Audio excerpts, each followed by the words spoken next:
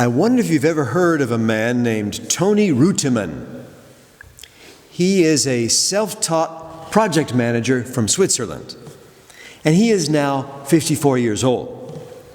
One day when he was just 20 years old, he was watching the news on TV at his family home in Switzerland. And there was a news report about an earthquake that had happened in Ecuador, in South America. There was massive destruction because of this huge earthquake. And so here, as a young man, he's watching the television news report of this horrible devastation, and he saw that one of the results of this earthquake was that bridges were destroyed throughout the country of Ecuador, and so people couldn't get where they needed to go. They couldn't get to where food was, they couldn't get to market to sell their farm products, they couldn't get to work or to school because they couldn't cross the rivers. So here he was, a young man watching TV over in Switzerland, and he said to himself, well, I could figure out how to build bridges, and those people have a huge problem. I think I can do something about it. So he gathered together what little money he had, and he flew over to Ecuador, and he started building pedestrian bridges for poor people in villages out in the countryside. And this became his life's work. He has now built about 800 suspension bridges in 13 different countries, all free of charge and all from recycled materials. And he has improved the lives of more than 2 million people in the process. He's had an amazing life, and he is known around the world as Tony el Suizo, Tony the Swiss guy. And he, reflecting on his life, Tony Reutemann said this: my life is devoted to building bridges between the people on the planet. My dream is not so much to build bridges as such, but rather to help heal wounds, ease suffering, draw people together from all walks of life to create something that is beautiful, something that is good. That became his life purpose. Now, why do I tell you in this homily today about this guy, Tony Reutemann? It's in order to illustrate what vocation is all about. For every person that God has ever created, there's something that God has in mind for you to do with your life, something that no one else in this world can do because of your unique package of abilities, interests, personality style, history, and life experiences. It's what you were put here to do. It's your special task in this life. It's your path to holiness. It's your vocation. Now, in order to illustrate this concept of what a vocation is, I'd like you to imagine a big letter X with two bars like that forming an X. And one of the bars on that X represents your package of gifts and talents and abilities. The other bar on the X represents the needs of the world around you. At the place where those two bars intersect represents your vocation. That is your mission in life. At the intersection of what you're able to do and what this world needs. That's your calling in life. So for this guy, Tony el Suizo, he could build bridges. He knew he was capable of doing that. That's one bar on the X. The other bar on the X is the great need for bridges by rural people in impoverished nations all around the world.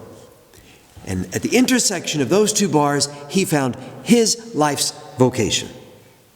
Now, all three readings in the Mass today speak about vocation, where somebody is called by God to do some special task. With Isaiah, the first reading, he's called to be a prophet. With St. Paul, the second reading, he's called to be the apostle to the Gentiles. And with St. Peter in the Gospel, he's called to be the leader of the apostles, the first pope.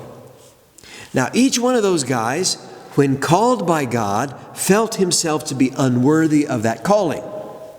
Isaiah says to God, I am a man of unclean lips. I'm not worthy. Paul said, I am the least of the apostles, not fit to be called an apostle.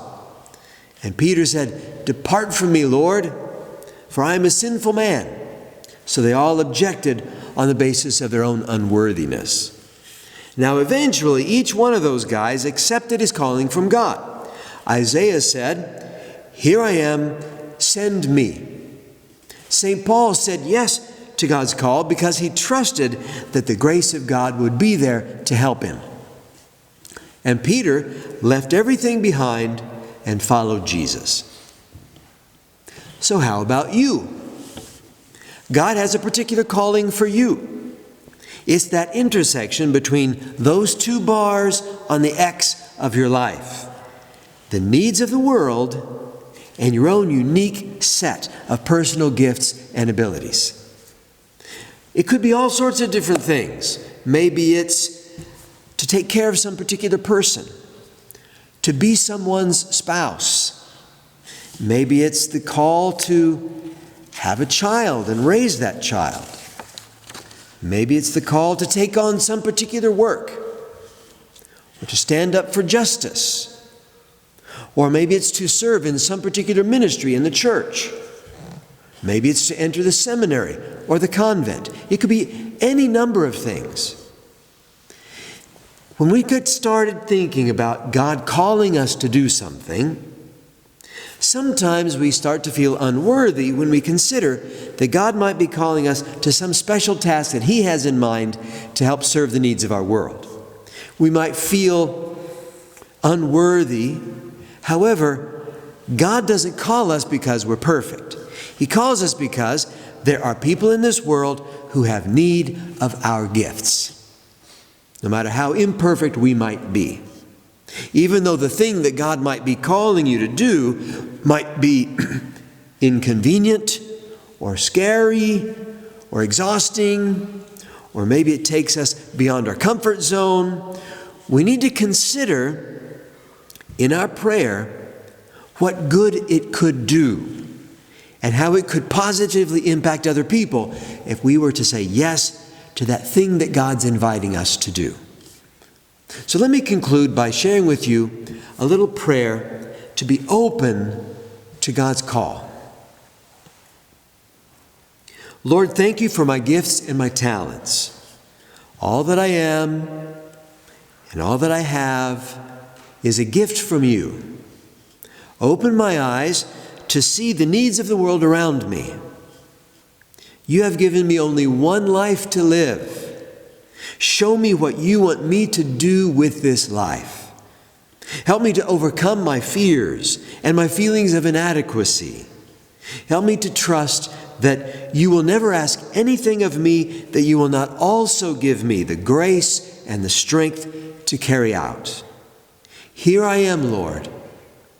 Send me.